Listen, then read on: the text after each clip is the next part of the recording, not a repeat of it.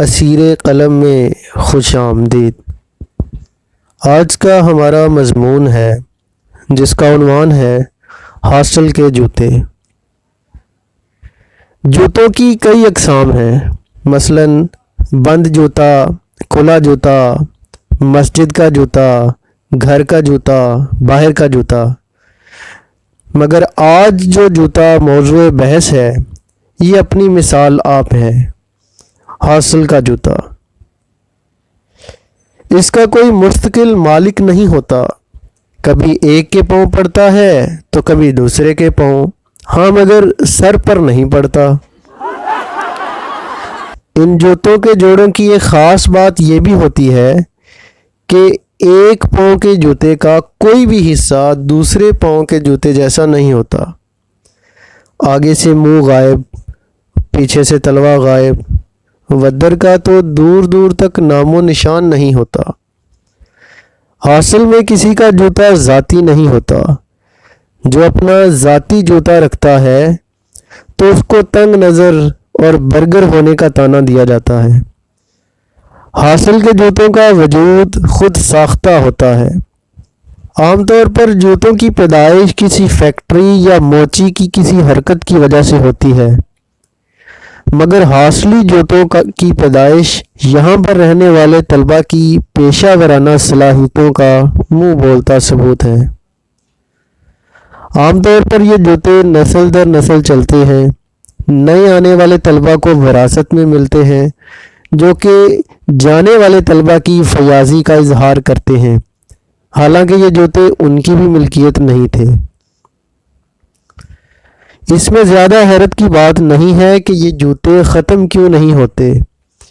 ان کی افزائش کا ذمہ نئے آنے والے طلبہ نے لیا ہوا ہے، جو کہ خود کو بہت زیادہ ہوشیار سمجھتے ہوئے ایک جوتا کمرے کے باہر اور دوسرا اندر رکھتے ہیں۔ بس پھر یہیں سے ہاسٹلی جوتے کی پیدائش کا عمل شروع ہو جاتا ہے۔ کوئی ضرورت مند ایک جوتا اس کمرے کے باہر سے پہنتا ہے اور دوسرا کسی اور دروازے سے، یوں جس جوڑے کا قیام عمل میں آتا ہے وہ دائمی ہوتا ہے۔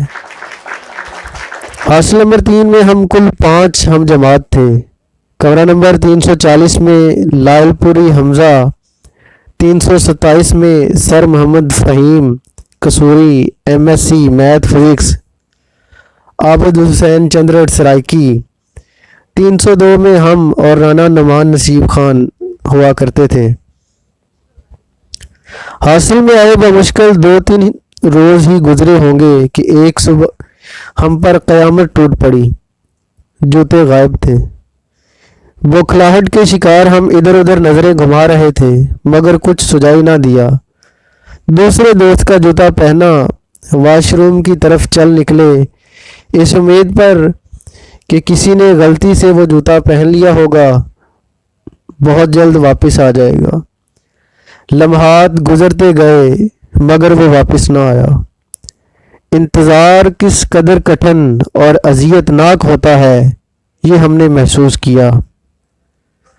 آہستہ آہستہ اس بات کا انکشاف ہوا کہ ہمارا جوتا کسی نے جان بوجھ کر غائب کیا ہے، ہوگا کوئی سسرال والا۔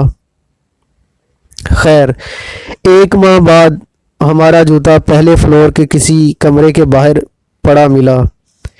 خوشی اور حیرت کی ملی جلی کیفیت تھی۔ حیرت اس بات کی کہ کوئی کھویا ہوا ملا تو کس حال میں ملا، اور خوشی اس بات کی تھی کہ اب ہمارا جوتا عام نہیں رہا بلکہ ہاسٹلی جوتے کے اعلیٰ درجے پر فائز ہو چکا تھا۔ اتوار کا دن ہمارے ہاسٹل میں ایک تہوار کی طرح منایا جاتا۔ پورا ہاسٹل دھوبی گھاٹ کا منظر پیش کر رہا ہوتا۔ ہاسٹل کی تمام بالکونیاں، پورا ٹیرس، درخت، حتیٰ کہ گھاس پر رنگ برنگے تو نہیں مگر مختلف قسم کے پھیلے ہوئے کپڑے ایک روح پرور منظر پیش کر رہے ہوتے۔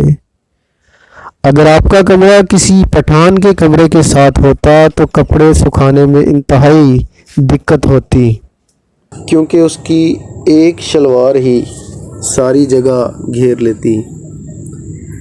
گویا کہ اس کی ایک شلوار آپ کے سارے کپڑوں پہ بھاری ہے۔ طلبہ ایک دوسرے سے بالٹی، صابن، حتیٰ کہ سرف بھی ادھار لے جاتے اور پھر بھول جاتے کہ کس کمرے سے لے کر آئے تھے۔ اس طالب علم کی شان ہی کچھ الگ ہوتی کہ جس کے پاس اپنی ذاتی یا روغن والی بالٹی ہوتی۔ باقاعدہ طور پر اس بات کی یقین دہانی کرائی جاتی کہ آپ کپڑے دھو لیں، اس کے بعد فلاں اور پھر فلاں ابن فلاں کی باری۔ حسب معمول ہم اتوار والے دن صبح 12 بجے اٹھے، آنکھیں ملتے ہوئے کمرے سے باہر نظر دوڑائی، جوتا غائب۔ 302 سے 308 تک ننگے پاؤں سفر کیا کہ ادھر ایک عمدہ جوتا نظر آیا۔ ایک جوتا ایک پاؤں میں پہنا، دوسرا پہننے ہی والے تھے کہ کمرے کا دروازہ کھلا اور ایک وجیح چہرہ نمودار ہوا۔ شرم اور غصے سے پانی پانی ہم وہاں سے ننگے پاؤں آگے چل دیے، 312 کے سامنے سے جوتا پہنا اور واش روم کی راہ لی۔ کمرہ نمبر 327 اس لحاظ سے مشہور تھا کہ اگر آپ کا جوتا گم ہو چکا ہے تو ادھر سے ضرور مل جائے گا، نہیں تو اس کا ایک پاؤں ضرور دستیاب ہوگا۔ لہٰذا جب بھی جوتے کی ضرورت محسوس ہوتی تو ہم 327 کی راہ لیتے۔ اگر غلطی سے اصل مالک مل جاتا تو 327 کا حوالہ دے دیتے۔ کمرے کے رہائشی عابد حسین چندرڑ کو قسم قسم کے جوتے جمع کرنے کا بہت شوق تھا۔